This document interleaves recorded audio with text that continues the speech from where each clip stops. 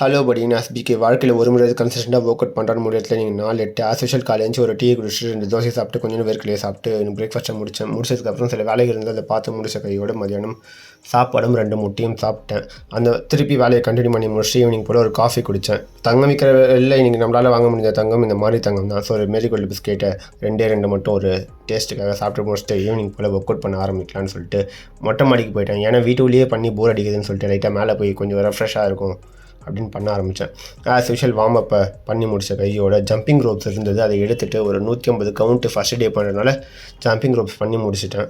முடித்த கையோட as usual ஒரு 50 புஷ்அப்பு 50 ஸ்குவாட்ஸ் பண்ணேன். சரி புஷ்அப்பு இன்னும் கொஞ்சம் இன்டென்ஸாக பண்ணணும்னு சொல்லிட்டு 2 செங்கலை வச்சு நல்லா டெப்த்தாக இறங்கி பண்ணலான்னு சொல்லிட்டு பண்ண ஆரம்பித்தேன். ஸ்குவாட்ஸாக ஆஸ் யூஷுவல் நார்மலாக போச்சு. அதுக்கப்புறம் புல்லப்புக்கு மட்டும் புல்லப் பார்லாம் இல்லை, அதனால் நம்ம ஸ்லாப்பில் தான் பண்ணணும்னு சொல்லிட்டு திருப்பி வீட்டுக்குள்ளே வந்து புல்லப்பை பண்ண ஆரம்பிச்சிட்டேன். அதுக்கப்புறம் இந்த வெயிட் பண்ணுவோம் இல்லையா, அந்த பிரேக் டைம் ரெஸ்ட் டைம் எதுனா அந்த டைமிங்கில் வந்து சரி இந்த சூரியன் நல்லா இருக்கேன்னு சொல்லிட்டு சூரியன் மறையிறப்போ அதை மட்டும் ஒரு சும்மா லைட்டாக வீடியோ எடுத்துகிட்டு வீட்டுக்குள்ளே வந்து புல்லப்பை பண்ண ஆரம்பிச்சுட்டு இன்றைக்கி டேக்கான ஒர்க் அவுட்டை முடித்தேன்.